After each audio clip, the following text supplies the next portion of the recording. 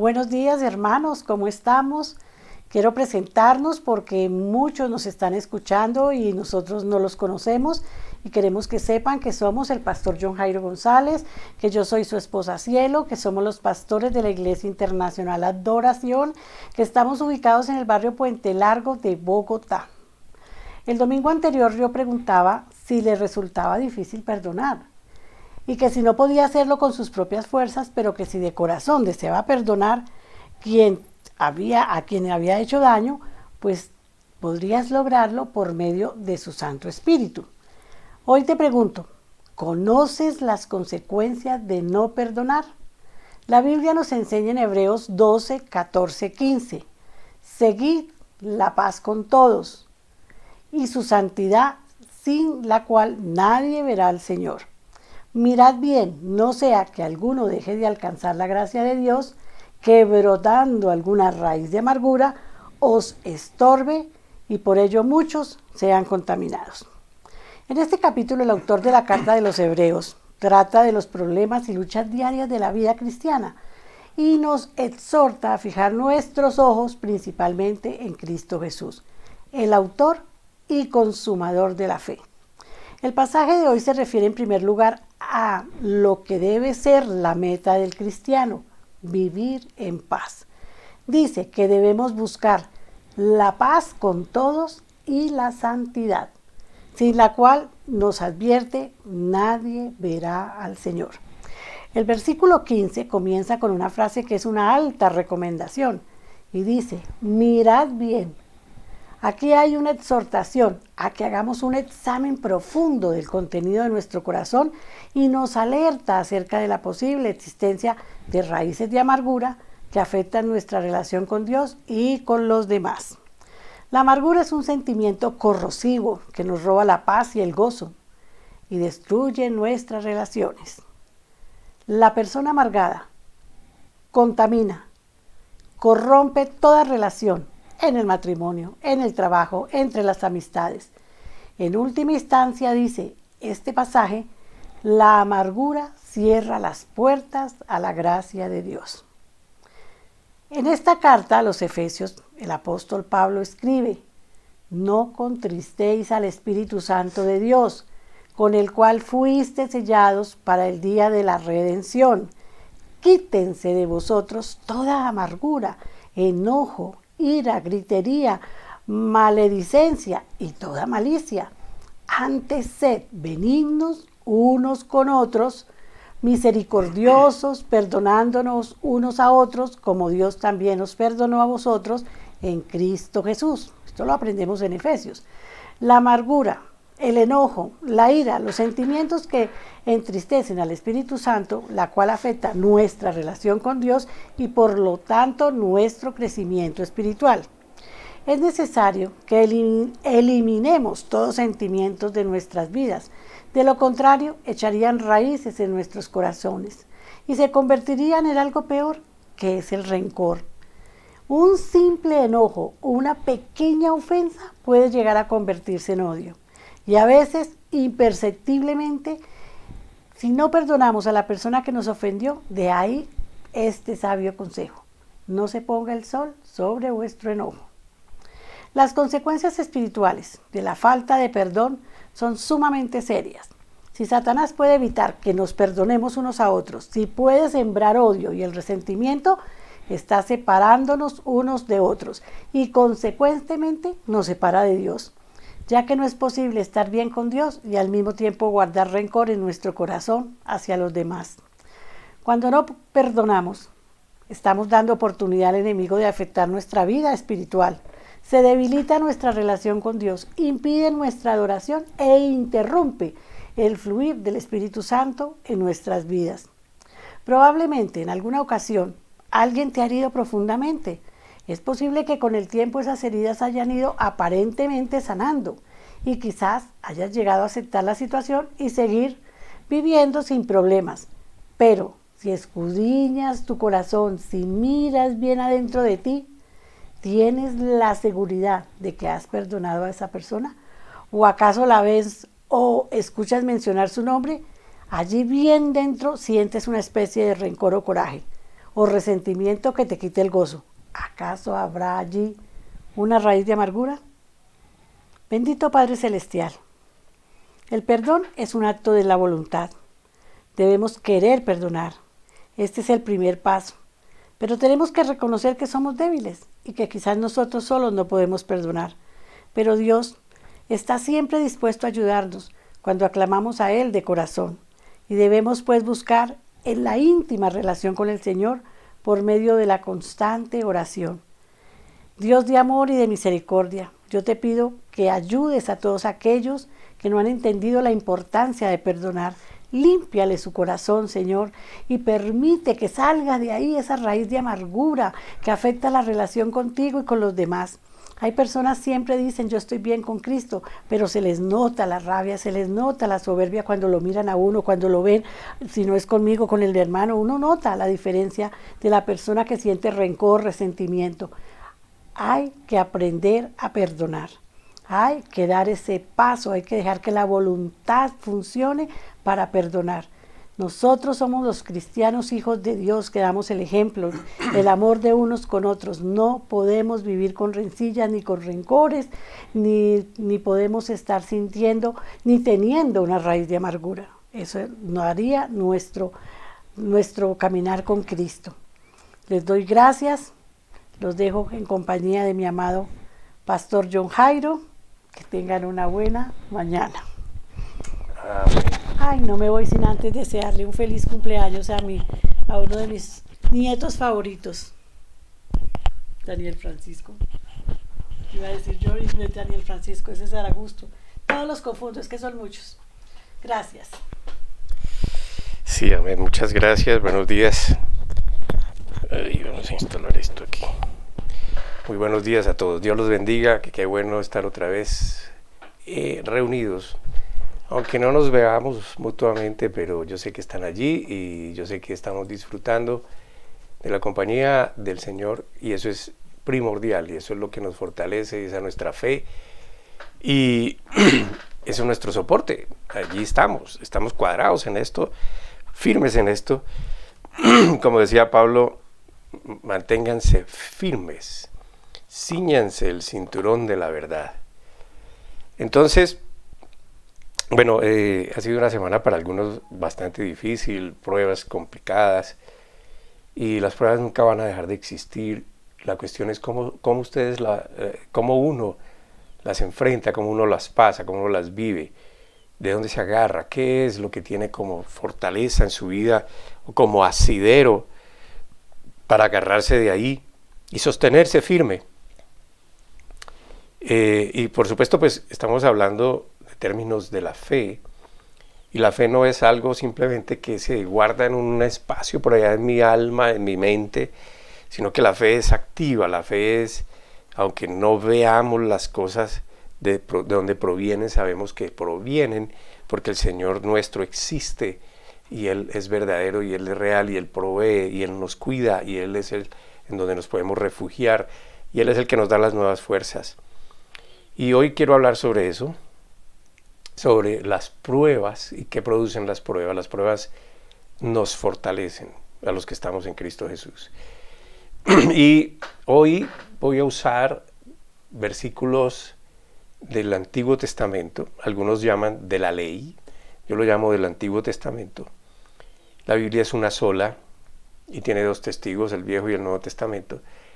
Y todo nos sirve.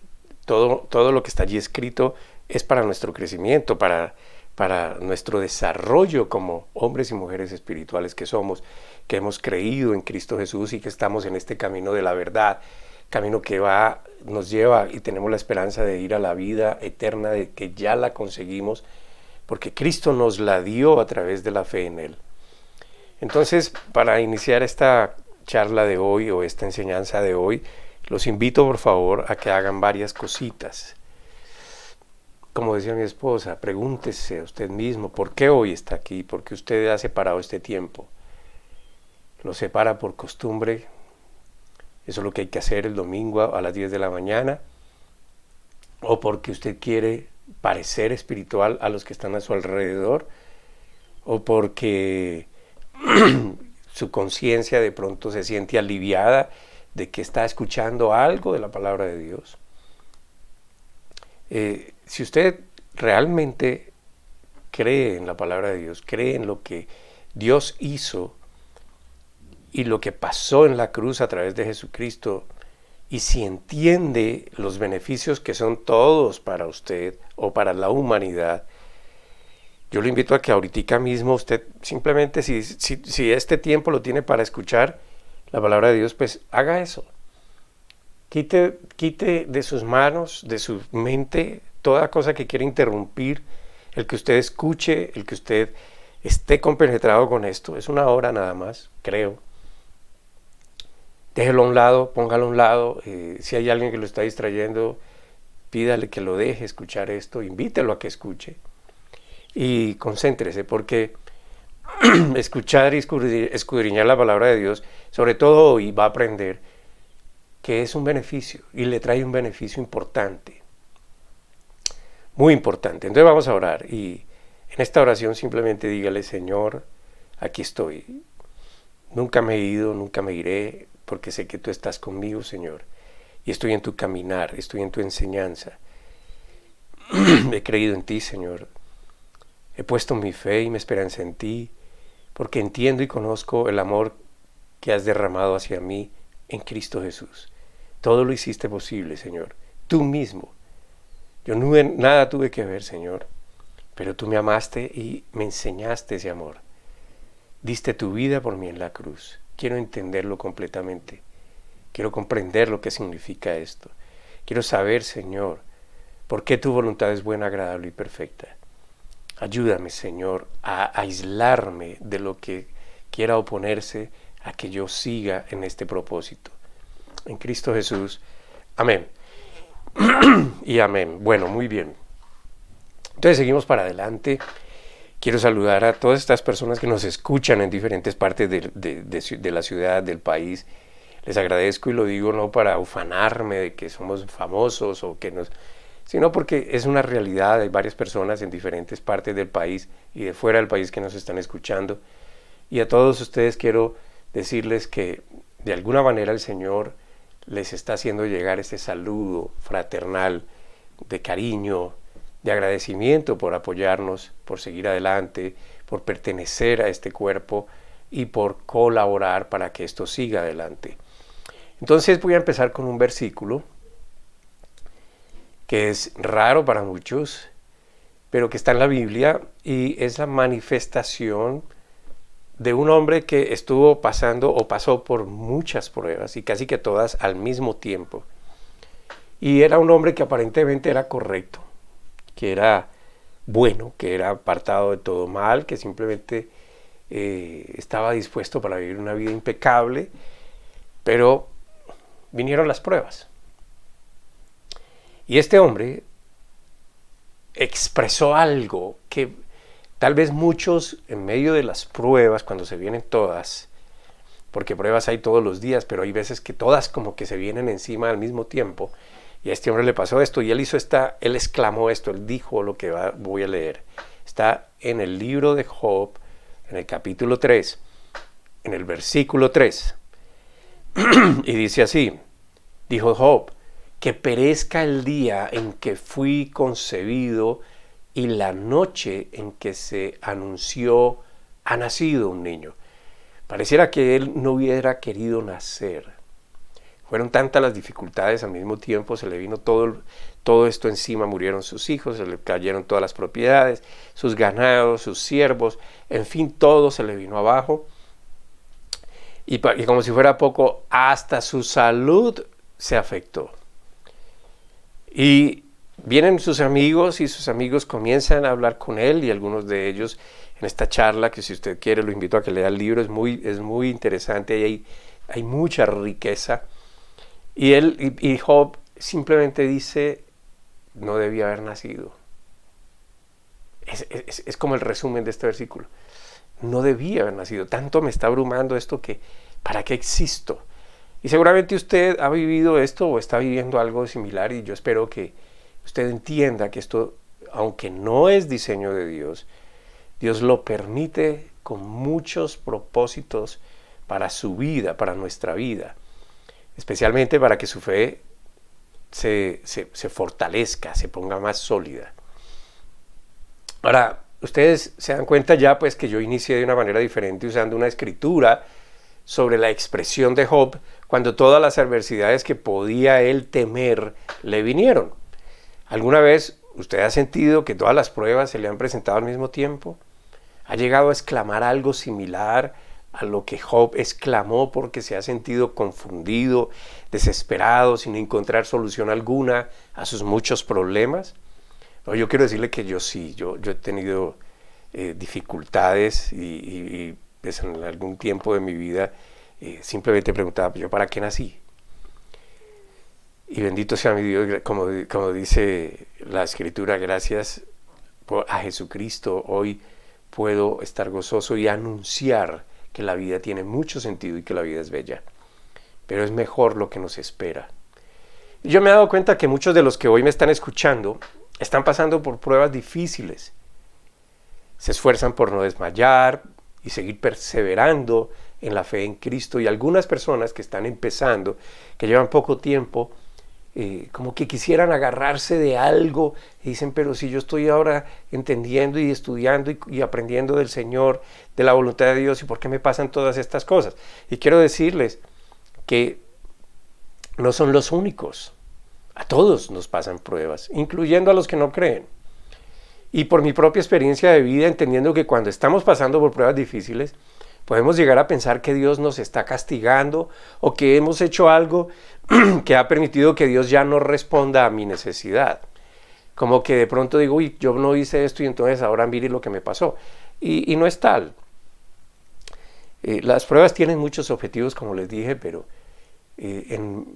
para mí la principal es que usted mismo se da cuenta en qué está confiando, en qué está creyendo.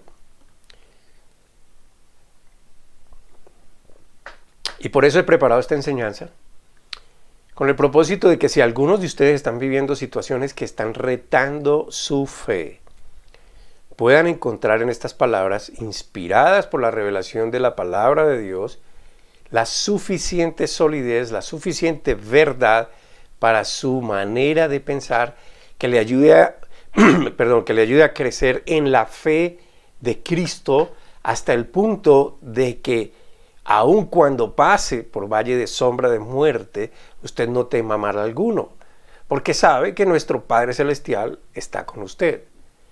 Ahora bien, lo que les voy a compartir solo pretende hacer que usted, por la fe en lo que el Padre Celestial dice, pueda atravesar esas pruebas, que usted las pueda pasar, no que desaparezcan, sino que usted las pueda pasar sólido, agarrado, con fe, simplemente confiado, porque el Padre Celestial está con usted. No con una actitud de resignación. O sea, esto me tocó y punto y lo voy a vivir y gloria a Dios. Eso es una actitud de aceptación, de resignación. Y tampoco con una actitud de aceptación conformista, esperando que algo bueno va a venir, algo bueno va a suceder de todo esto. Sino con la conciencia puesta plenamente en el convencimiento de que Dios está a cargo de toda su vida y que de esto usted va a aprender más y va a salir más fuerte de lo que entró. Y lo primero que le quiero decir es que usted debe trabajar su mente en la verdad revelada de Dios para usted. Por favor, siempre recuerde, siempre recuerde que Romanos, Dios nos dice a través de su palabra en Romanos, en el capítulo 12, en el versículo 2, que nosotros debemos renovar nuestra mente para vivir realmente una transformación de vida que nos lleve a comprobar que lo que Dios nos enseña, nos dice para nuestra vida, es bueno, es agradable y es perfecto para nosotros. Lo digo porque, mire, hasta muchos pastores les oye uno decir, Padre, te rogamos que nos des esa renovación. Padre, te rogamos que transformes mi vida, nuestras vidas. te rogamos que apartes de nosotros esto y aquello. Dios ya lo hizo todo en la cruz. Usted lo que tiene que entender es que eso, Dios hizo todo, la provisión para nuestro cambio en la cruz.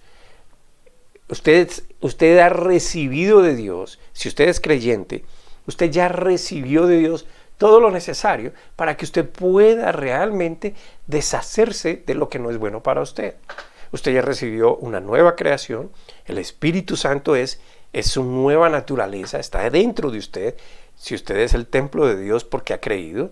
Usted ha recibido la mente de Cristo, usted ha recibido la revelación de la palabra de Dios, es decir, usted puede en la profundidad, buscando, escudriñando allí, puede encontrar lo que significa todo lo que Dios ha escrito, puede encontrar su verdad allí escrita, es decir, la verdad que Dios estableció sobre su vida solo porque usted creyó en Cristo Jesús, lo que Él hizo allí, y por lo tanto, solamente es usted el que ya debe responsablemente coger ese entendimiento, insertarlo en su mente y comenzar a vivir desde ahí y ya dejar atrás lo que usted solía vivir.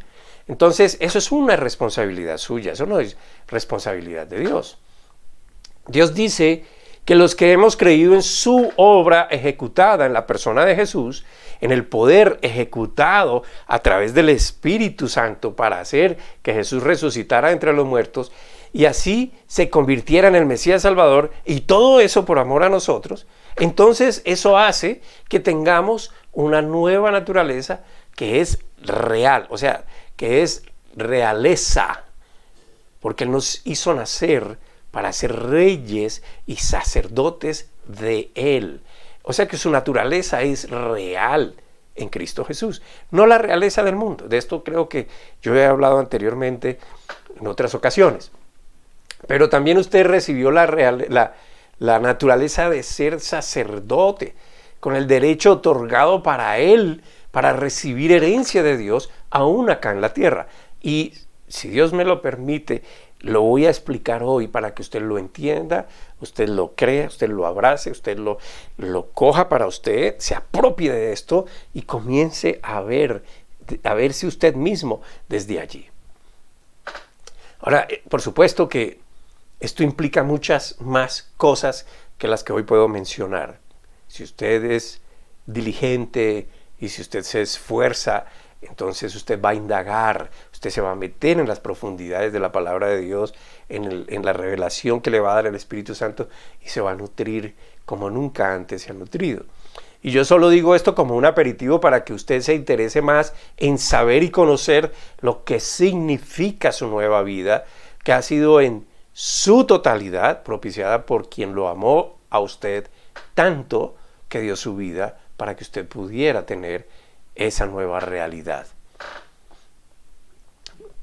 Mire, esto implica que usted llegará a conocer de tal manera a lo que Dios hizo en la cruz, que usted va a ser capaz de derribar sus propias estructuras religiosas allí, sus costumbres religiosas, y usted va a empezar a ver que la nueva naturaleza que está en usted, propulsada por el Espíritu Santo y por la revelación que ha llegado a su entendimiento, esa nueva naturaleza va a fluir y va a salir de usted, no por un esfuerzo, no porque usted se lo proponga, sino porque usted ya está haciendo esa transformación. Y eso es lo que significa vivir entonces en la gracia, en Cristo Jesús. Entonces hay pruebas que vienen y a veces ellas nos tratan de tirar al suelo. Vienen con tanta fuerza y en tan diversas formas que logran algunas veces acorralarnos, confundirnos, como que solo atinamos a pensar y decir cosas como: Señor, haz tu voluntad, o no sé qué he hecho para recibir todo esto, pero en ti confío. Amén. Y como que nos sentimos solos y desesperados y sin solución alguna, y como que Dios me está castigando.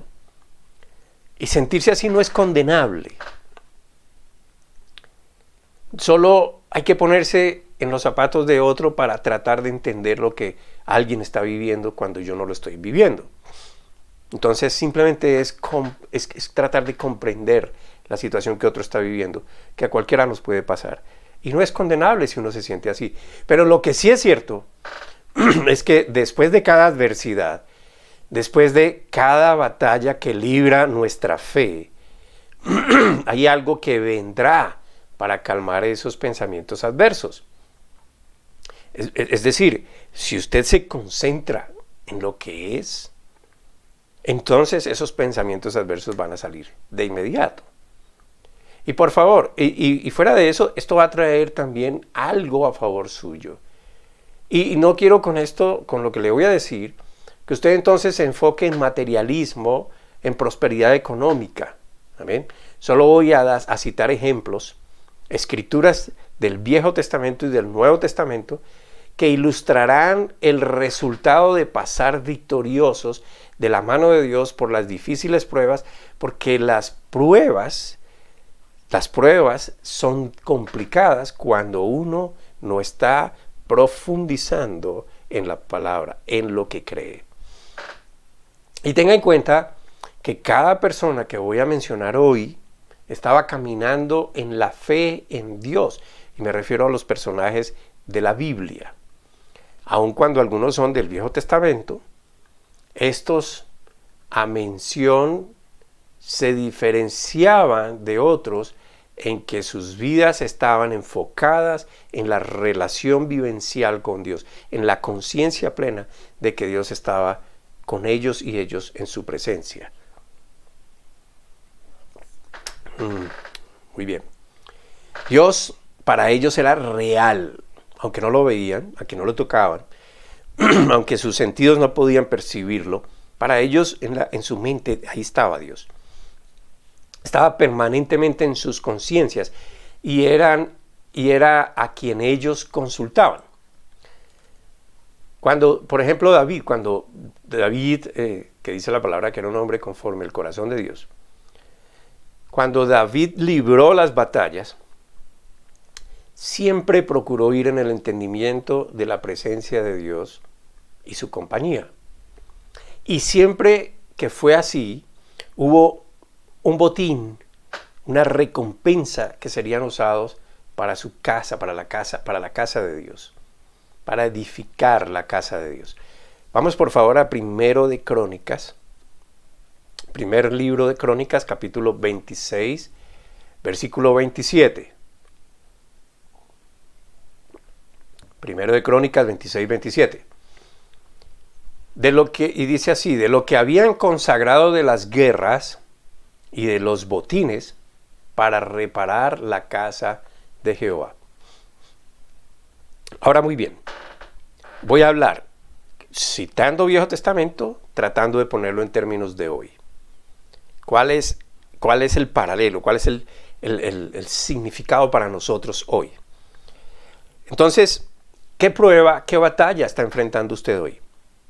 Puede ser batalla emocional, puede ser lucha contra la depresión, contra los malos pensamientos. Hoy tal vez sea conflictos con algún ser humano.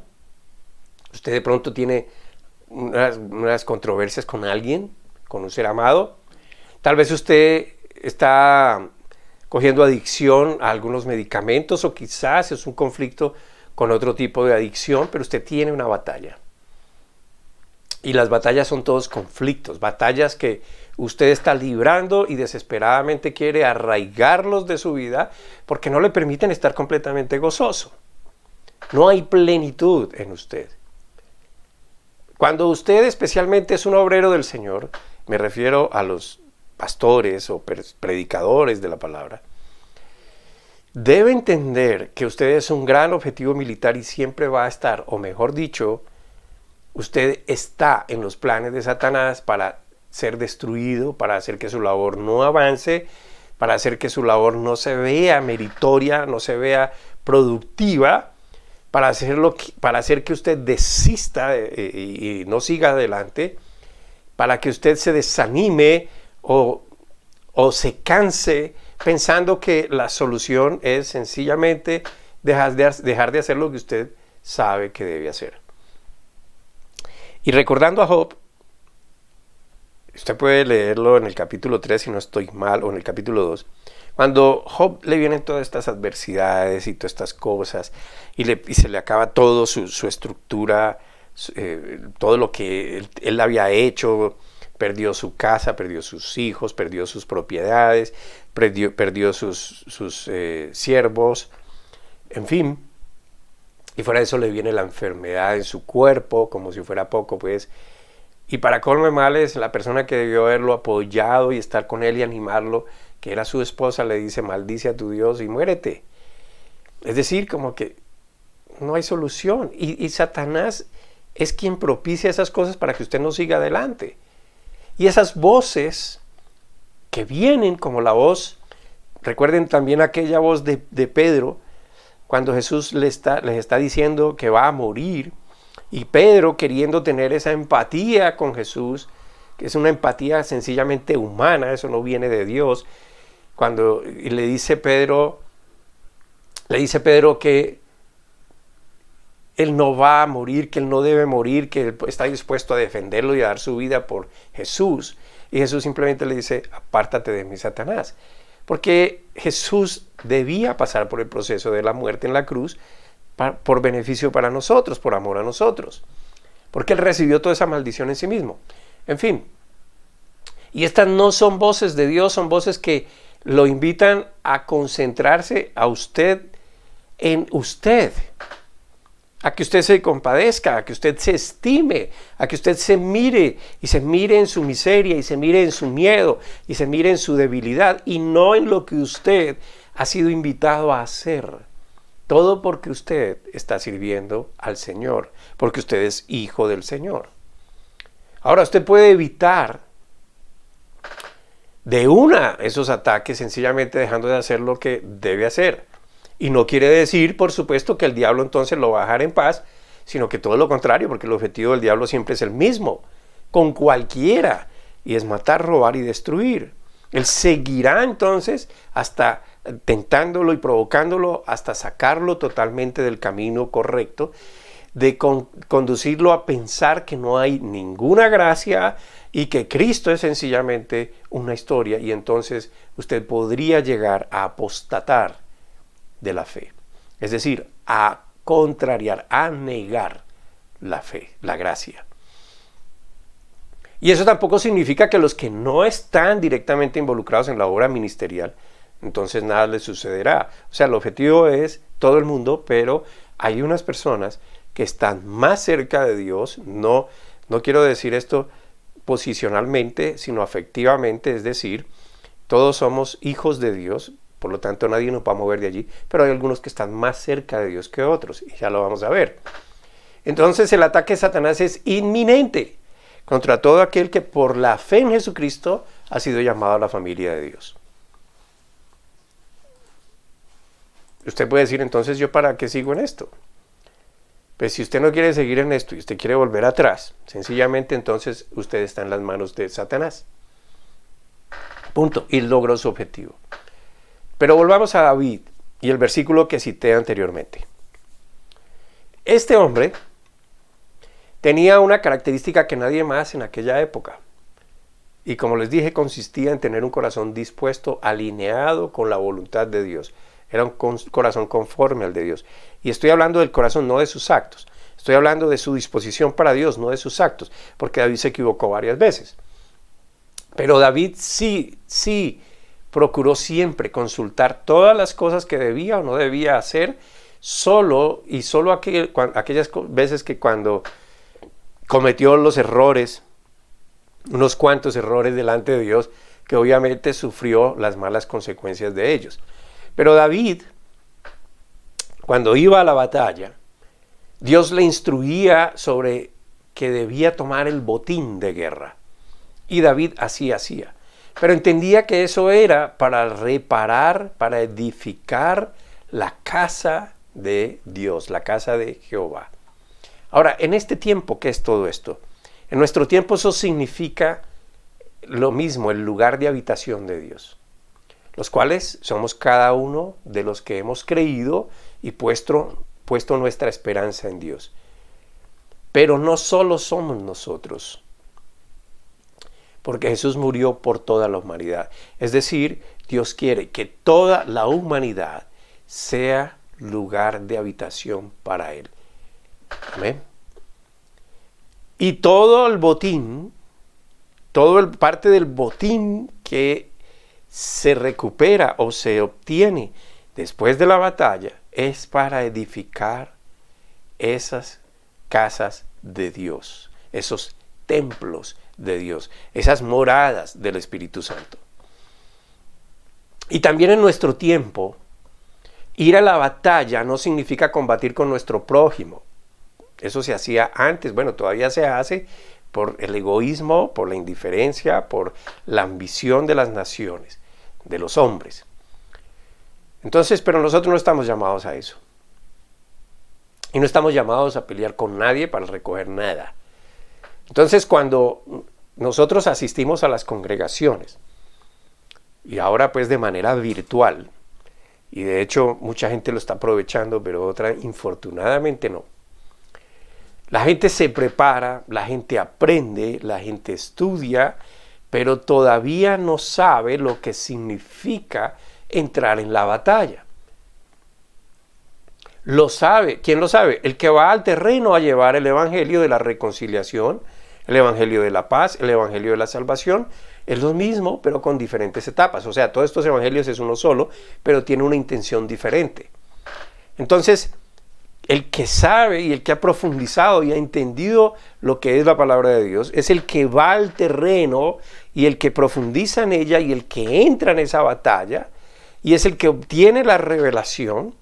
Y esa revelación se va dando cuando usted vive lo que aprendió, porque de resto, cuando usted solo lo escucha y lo cree, simplemente se está convirtiendo en algo que no tiene sentido. Cuando usted lo pone en ejecución, cuando usted lo vive, entonces entiende el significado de aquello que ha aprendido. Entonces, tratando de colocar todo esto en conjunto para una mejor comprensión, cuando Dios nos da el botín de la batalla, los que hemos participado de esa batalla, usamos el botín para seguir edificando el pueblo de Dios, para seguir trayendo almas al pueblo de Dios sin importar dónde estén o su nivel social. Porque el evangelio no tiene distinción. Y solo va a la batalla aquel que pasó de la preparación a la acción. Yo espero estarme haciendo entender. No es lo mismo sentir emoción por una palabra explicada, adueñarse de ella, meditar en ella, vivirla en el ejercicio práctico, a solo transitar en la palabra revelada. Hay mucha gente que hace esto y es la generalidad. Déjeme explicárselo de otra manera. Hay gente que está aquí escuchándome hablar, pero está mirando su celular, pero está pensando en el almuerzo, pero está mirando el televisor, pero está haciendo esta actividad o está haciendo la otra, se para del computador y va y mueve algo. Pues obviamente, sencillamente está transitando por la palabra que ha sido revelada.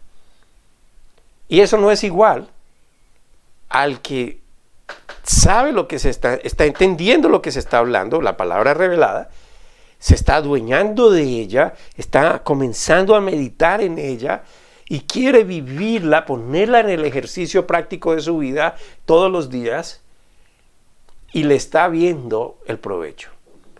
No es lo mismo ir de viaje apreciando el paisaje a bajarse en medio del paisaje para palparlo, olerlo, saber el efecto que produce el contacto con el paisaje y lo que contiene. Entonces, cuando usted lee la Escritura, cuando usted la estudia y medita en ella, se da cuenta que hay, por ejemplo, diferentes escritores y todos ellos, aunque inspirados por el mismo autor intelectual que es el Espíritu Santo, cada uno de ellos escribe desde su propia vivencia, por ejemplo. ¿De qué? De lo que experimentó en su propia vida y que el Espíritu Santo le está revelando. Y entonces ahí hay una diferencia. Están los que están metidos y los que no están metidos. Los que están en la batalla y los que no están en la batalla. Pero de todos modos se benefician de ella porque están escuchando palabra revelada. Entonces así es con nosotros. Cada uno de nosotros actúa en este camino con su propia personalidad, desde su propia experiencia, pero anunciando, enseñando el mismo evangelio.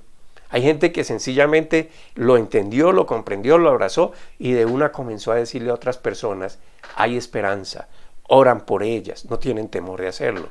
Y aunque no saben mucho, siguen y perseveran y buscan el momento en que pueden reunirse y están sacando la sustancia y toman notas y preguntan y avanzan y van creciendo.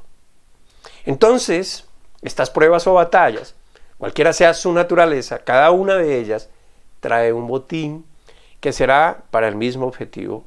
Y con ese botín usted va a poder seguir adelante con el mismo significado, con el mismo interés de seguir edificando la casa de Dios, que son las almas. Y no necesita necesariamente ser un pastor.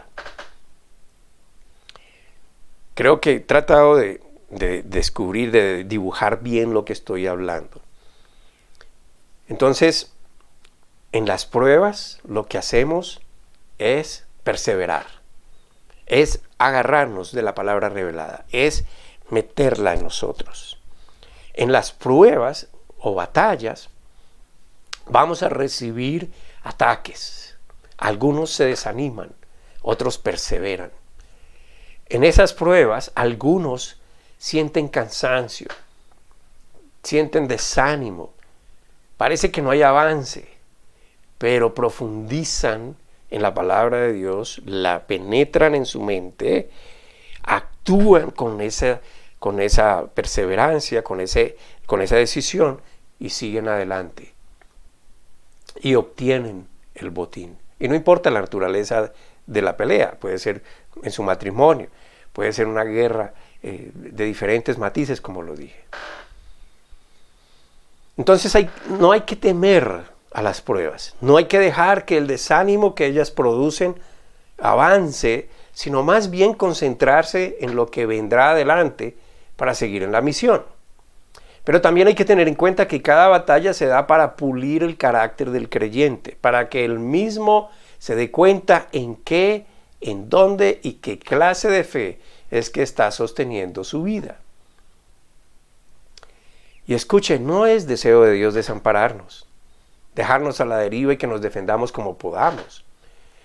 No es su intención hacernos unos superhombres y mujeres espirituales que vamos a vencer contra toda adversidad solo porque tenemos tanta fe. No, Dios no es así, Dios no es irresponsable, Dios es perfecto, Dios todo lo ha planeado, Dios todo lo ha diseñado, y cuando somos sus hijos, Él está allí. Y ese es nuestro principal apoyo, y desde ahí es donde debemos agarrarnos inmediatamente. Necesitamos comprender que tenemos un enemigo fuerte, poderoso, que está derrotado, pero que todavía, mientras no reciba su sentencia, su condenación final, o sea, no lo envíen a su destino final, hará todo lo posible para que nosotros no perseveremos en lo que creemos. Y por el otro lado, también es imperativo que conozcamos la voluntad de quien nos amó, sabiendo que Él está librando la batalla para que nuestra fe no perezca. Ahora mire, le voy a traer otra escritura para enseñarle que Dios siempre ha provisto su voluntad para los que somos suyos. Por ejemplo, en primera carta a los Corintios, capítulo 9. Primera carta a los Corintios, capítulo 9, versículos 9 y 10. Porque en la ley de Moisés está escrito, y escuche, esto viene desde atrás, y Pablo lo está trayendo a la gracia. En la ley de Moisés está escrito, no pondrás bozal al buey que trilla. ¿Tiene Dios cuidado de los bueyes? ¿O lo dice enteramente por nosotros? Pues por nosotros se escribió, porque con esperanza debe arar el que ara, y el que trilla, con esperanza debe recibir del fruto. Ahora, esta escritura siempre se usa con el sentido económico para enseñar sobre el sustento que merece el que vive del Evangelio, y está bien. Pero no significa solo eso. Un buey no vive del dinero, por ejemplo. ¿Vive de qué? De lo que come. Y lo que come es lo que lo nutre y lo hace fuerte para seguir labrando el terreno que proveerá no solo alimento suficiente para él mismo, sino para ¿quién? Para otros. Y entonces aquí hay mucho más de lo que nosotros creemos saber. Y esto es lo que deberíamos aprender. Si Dios está trayendo un ejemplo de la ley para enseñarnos que si de los animales tiene cuidado, pues mucho más de aquel que se dedica a profundizar, a escudriñar la Escritura. Pero no solo la Escritura, al que la escudriña produce beneficio y debería producir suficiente beneficio, sino también para muchos otros. Así pasa con nosotros. El botín del que libra la batalla no es solo en lo económico, sino la riqueza que trae la palabra de la que se alimenta. Esa palabra es la revelación hecha vida en su ser que lo fortalece, porque la sola palabra entra por aquí y sale por aquí, no hace nada, no sirve. Pero la palabra que entra, que se queda, que es meditada, que se profundiza en ella, que se instala para vivir conforme a ella, es la que comienza a dar fruto y la que lo va fortaleciendo a uno al punto de pasar la máxima prueba, que fue la que pasó Jesucristo en la cruz. Por esa seguridad, por esa fortaleza y esa certeza de que Dios lo estaba glorificando y lo iba a poner a su diestra, Jesús pudo soportar lo que soportó.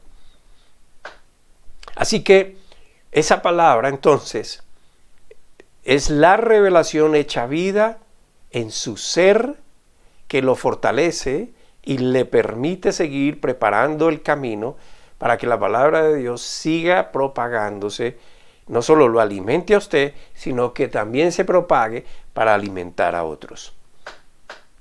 Ahora escuche, los bueyes comen mucho, y comen mucho porque se esfuerzan mucho. Necesitan cobrar nuevas fuerzas porque su trabajo es difícil, es fuerte, es complicado. No lo puede hacer cualquier otro animal. Y Dios nos está comparando con el buey, a los que estamos metidos en la palabra de Dios. Entonces, piense, ¿usted necesita nuevas fuerzas? ¿Hay otro que pueda hacer para Dios lo que usted está haciendo? ¿Qué es realmente lo que lo nutre a usted? Vamos a ilustrar un poco lo que significa el botín, producto de las pruebas, donde se sale victorioso por la fe en Cristo. Y voy a partir otra vez del Viejo Testamento, citando a Números capítulo 31, versículos 25 al 31. Números 31, 25 al 31. Y dice la escritura así. Bueno, yo espero que usted esté tomando notas y coja estas escrituras y después vuelva y las medite. Y yo sé que Dios le va a hablar más de esto.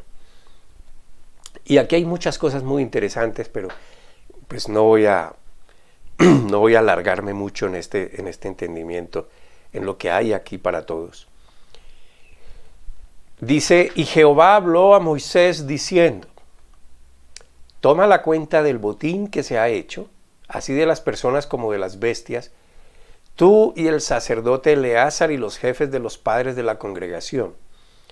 Y partirás por mitades el botín entre los que pelearon, los que salieron a la guerra y toda la congregación. Y apartarás para Jehová el tributo de los hombres de guerra que salieron a la guerra, de 501, así de las personas como de los bueyes, de los asnos y de las ovejas. De la mitad de ellos lo tomarás y darás al sacerdote Eleazar la ofrenda de Jehová. y de la mitad perteneciente a los hijos de Israel, tomarás uno de cada 50 de las personas, de los bueyes, de los asnos, de las ovejas y de todo animal, y los darás a los levitas que tienen la guarda del tabernáculo de Jehová. E hicieron Moisés y el sacerdote Eleazar como Jehová mandó a Moisés. Ahora, note que el botín, producto de la guerra, de la victoria que se obtuvo en la guerra, el botín se divide en dos partes, entre los que fueron a la batalla y toda la congregación. Los que van a la batalla no son el mismo número que está en la congregación, es mucho menos el número de los que van a la batalla. Son menos los que van a las pruebas, pero los beneficios, como dice aquí, son para todos por igual. Es decir, pártanlo entre estos y estos. Obviamente, al ser menos el número de los que van a la batalla, de los combatientes, pues la parte que les toca es más que a los muchos de la congregación. Sin embargo, se partió por igual. La bendición de uno es beneficio para todos. Aunque estos no fueron a la guerra, obtienen beneficio del que sí fue a la guerra. Ahora, en términos actuales, y como he venido hablando en el contexto, la guerra significa el estudio de la palabra de Dios, cuando usted se dispone para las cosas de Dios, porque se está intentando sustraer los tesoros de la revelación, pero hay otras fuerzas de distracción oponiéndose a que usted lo logre. Estoy seguro que es como en este preciso momento donde algunos de ustedes quieren concentrarse, este rato escuchar, a aprender, pero hay otros factores que los hacen pensar que después pueden poner plena atención y simplemente lo olvidan. Mire, si usted persevera, si usted se concentra en lo que está aprendiendo y comienza a aplicarlo en su proceder diario, entonces recibirá el botín que no solo le traerá a usted un gran beneficio de plenitud, sino también a los que están a su alrededor. Porque va a ser inevitable que usted una vez guste la bondad de la palabra de Dios. Y quiero decir, cuando usted coge la verdad que Dios le dice y la mete aquí, usted procede conforme a ella, aunque a su lógica no le suene correcto, aunque a su orgullo no le parezca, aunque a su vanidad, con su vanidad no esté de acuerdo.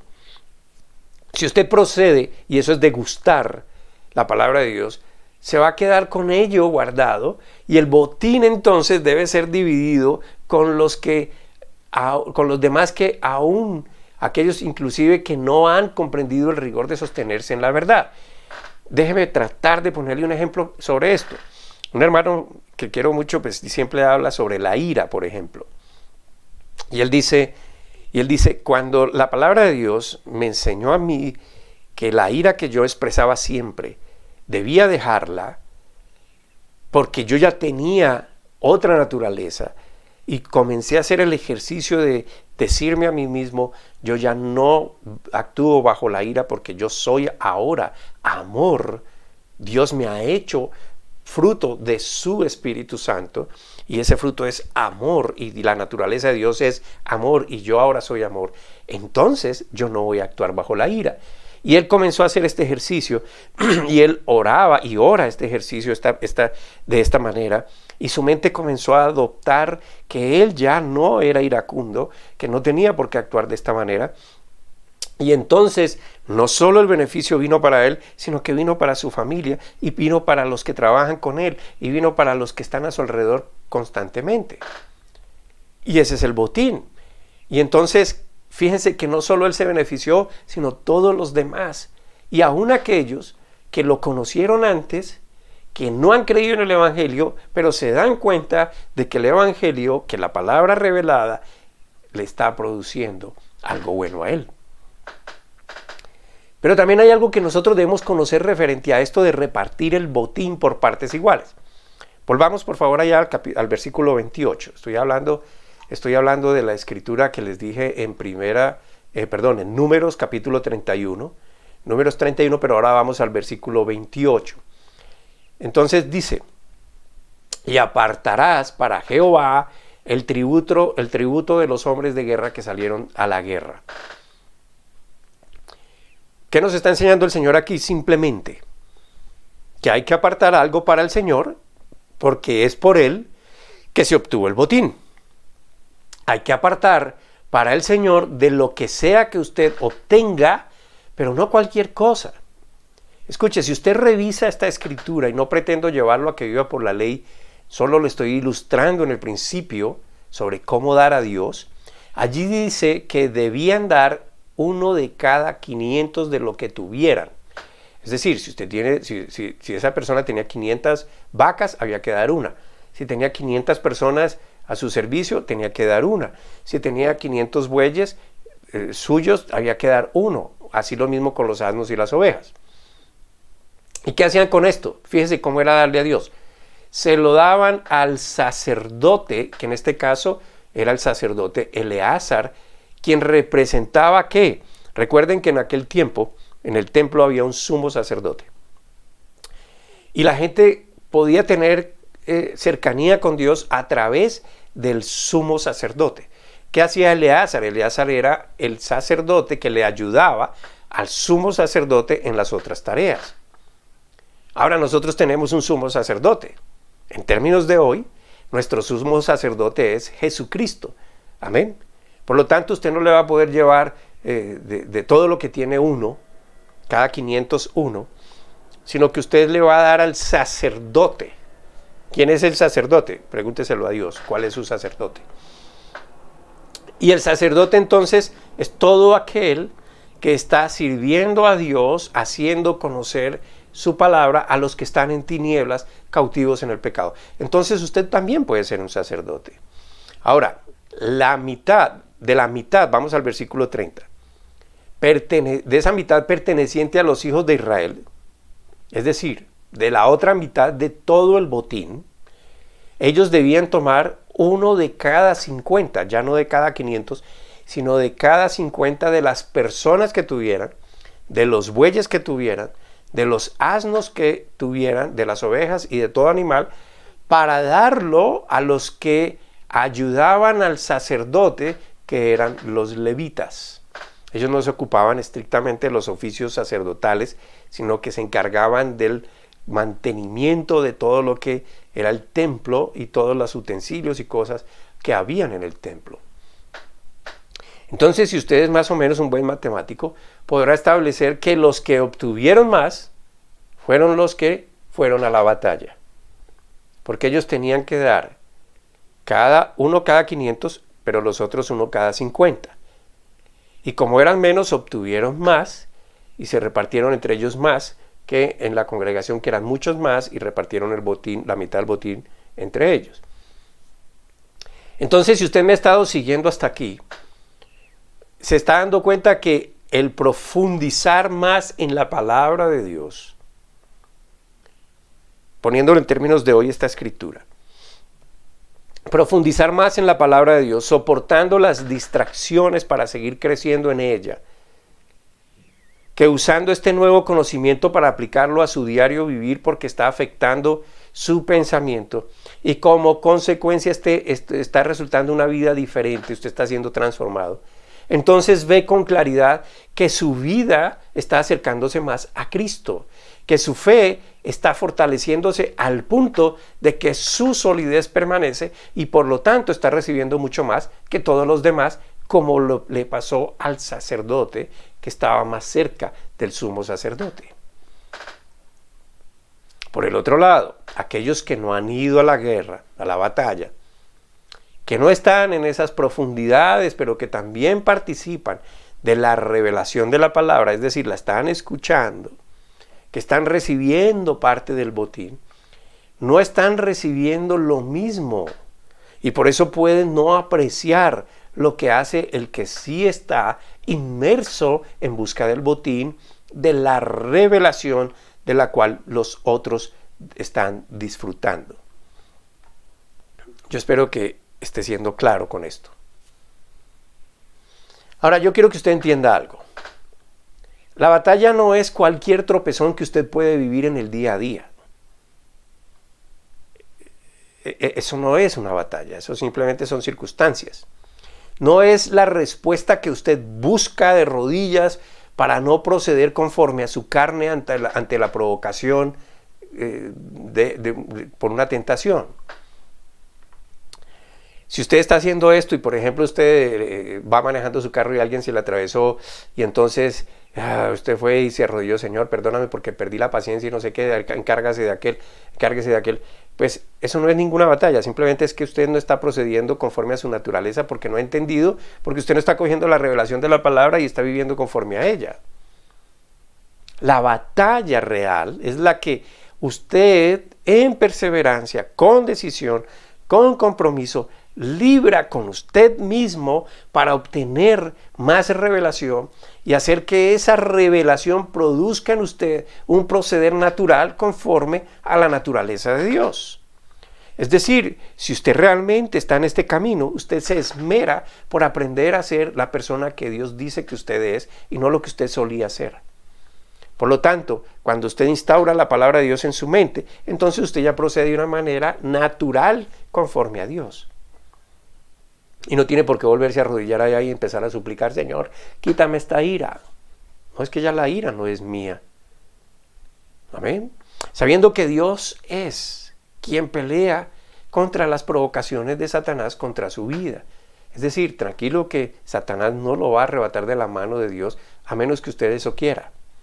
Ahora, si usted prefiere usar su tiempo solo para usted y no para aprender, para servir a los demás con amor, con bondad, con misericordia, y de esa manera sustentar cualquier intento de anunciar a Jesucristo, usted lo que va a obtener es menos que el que sí adquiere nuevas fuerzas en el Señor para seguir en el propósito de transformar su vida con la palabra de Dios. Si bien es cierto que todos los que hemos creído estamos en la misma condición de hijos, hay algunos que están más cerca de Él que otros. Mire, le voy a poner el ejemplo sencillo. A Jesús lo seguían muchas personas, tenía muchos discípulos. Pero dentro de ese círculo de discípulos habían 70 que fue los que Jesús usó y envió empoderándolos. O sea que estos 70 eran más cercanos que todos los demás. Pero de esos 70, habían todavía 12 que eran más cercanos, que fueron sus apóstoles. Pero de esos 12 apóstoles, habían 3 todavía mucho más cercanos a Jesús, que eran Pedro, Jacobo y Juan, su hermano. Mantenían con Jesús en momentos especiales. Fue los que Jesús llevó allá donde sucedió la transfiguración, en el Monte Alto. Pero aún dentro de esos 3, había uno que todavía estaba más cerca de Jesús, que era aquel que se recostaba en el pecho de Jesús, que era Juan. ¿Usted dónde quiere estar? ¿De cuál de estos quiere usted ser? Porque muchos discípulos hay, pero están lejos de Jesús. Y hay otros que están más cerca de Jesús. Los que fueron a la batalla estaban más cerca de Dios, pero ellos daban a uno que aún estaba más cerca del sumo sacerdote, que era Eleazar. Y por el otro lado, los de la congregación daban más y lo daban a los levitas, pero los levitas estaban solo más cerca del sacerdote, porque eran los que ayudaban al sacerdote. Algunos solo sirven al Señor con sus mentes, pero otros sirven al Señor con sus hechos. Y de esto es que quiero hablar la semana entrante, que si Dios lo permite vamos a ver más sobre este tema. Por ahora solo le pido que si usted tiene alguna inquietud, nos escriba. Si usted quiere que le ampliemos más sobre esto, cosas que no haya entendido, escríbanos.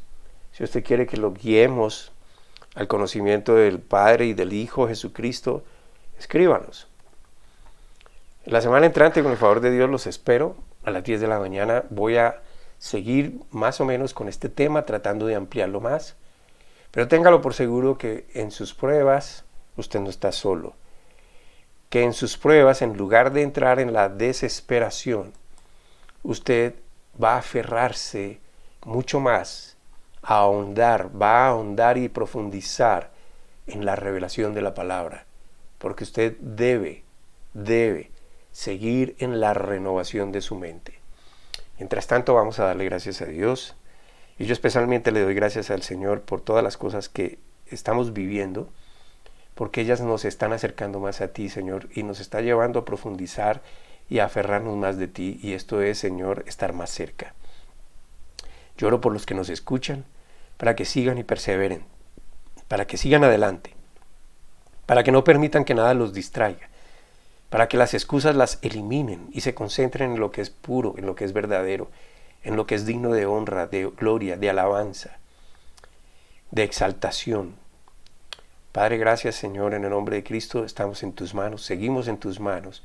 Acércanos más a ti, danos la fuerza para acercarnos confiadamente a ti. En Cristo Jesús. Amén.